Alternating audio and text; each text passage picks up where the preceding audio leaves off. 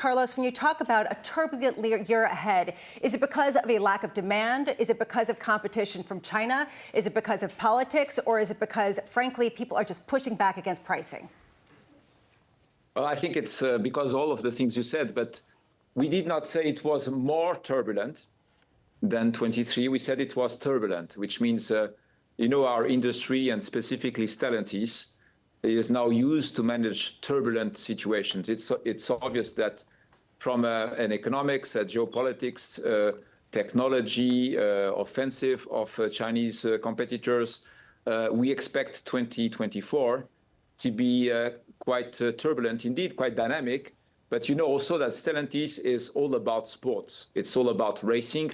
It is in our DNA to race, which means we like turbulence. We like because it's a very competitive period in which you can demonstrate eventually that you are better than the other guys. So we like turbulence as an opportunity to show competitive edge for the company. And we can get into that in just a minute. I am curious about some of the increased costs, in particular due to some of the labor negotiations that we've been seeing in the United States. I'm just wondering from your perspective how that's featured into some potential cost cutting or other measures to try to offset some of the higher fees. Absolutely. You see that what is the most important for us is that we deliver on our mission, which is to offer safe, clean, and affordable mobility. This is our mission.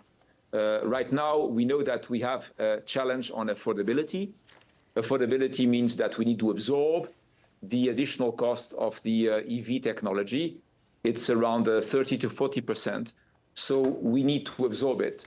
And we need to absorb it by a better design to cost, by more efficiency in everything we do, in our plants, in our supply chain, in our logistics.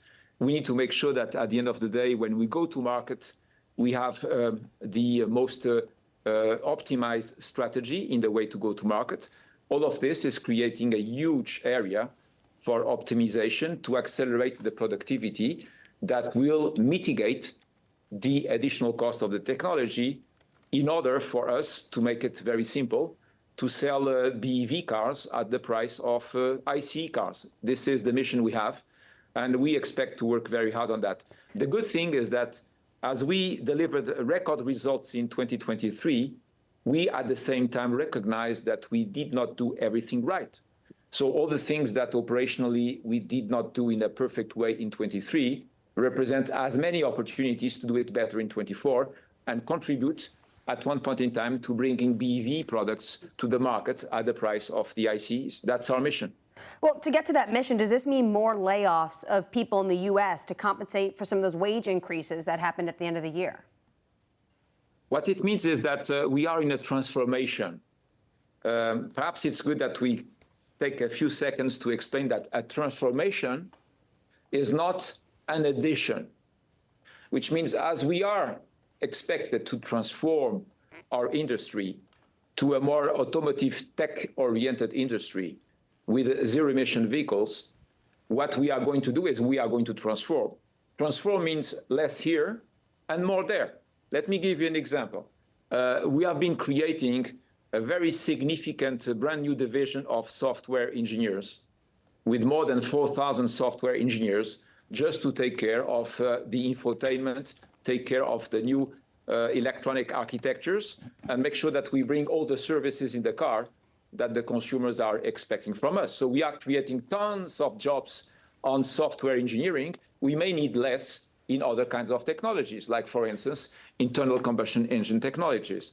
So transformation means it's not an addition, means it's a change from what exists today to something different. This is what we are somewhere instructed to do in this very significant transformation of our industry. So, Carlos, can we discuss the further transformation? The market is tuned in here this morning, and they want to know where you and the chairman are. You're throwing off cash, up the dividend, great for the shareholders this morning. The market expects you to produce $30 billion in net cash this year. What the market will want to know is how aligned are you with John Elkann? You've both been on the tape. You're talking about M&A, he's pushing back. There are no plans being studied regarding mergers of Stellantis with other manufacturers.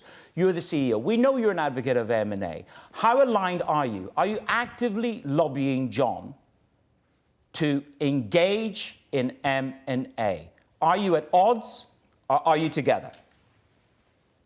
I think you just have to read carefully what was said by the company and by our chairman in the sequence.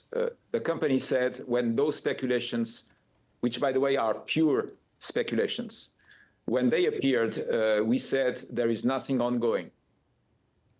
There is a statement, a press release from the company at that point in time.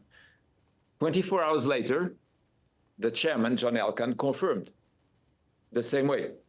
So I don't know where you are seeing any kind of misalignment. I just see a perfect alignment on those statements. So I want to confirm that indeed there is a perfect alignment. There is no ongoing M&A discussions.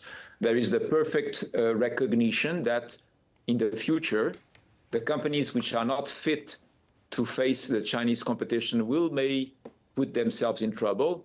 We are not among those ones because we are one of the most profitable OEMs on the planet. So we expect to stay healthy because if those opportunities were to come, then we'll be there eventually. But at this stage, I can confirm, as we did in a statement that was confirmed by the chairman a few hours later, that there is no ongoing discussion on that matter.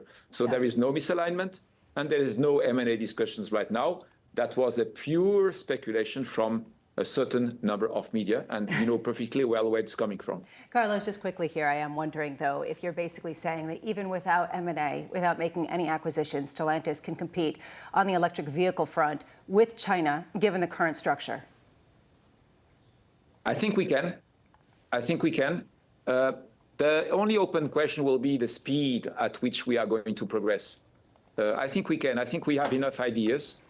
And we have enough things that we are not doing perfectly well that we could do better. I think that our supply chain has been changing significantly in terms of more vertical integration that gives us more cost competitiveness in everything we do. So I think that when we look at the pool of ideas that we have to bring the cost of EVs down to the level of ICEs is quite large. And of course, we are embracing that. I would say in a very exciting way, because we want to get the job done very quickly.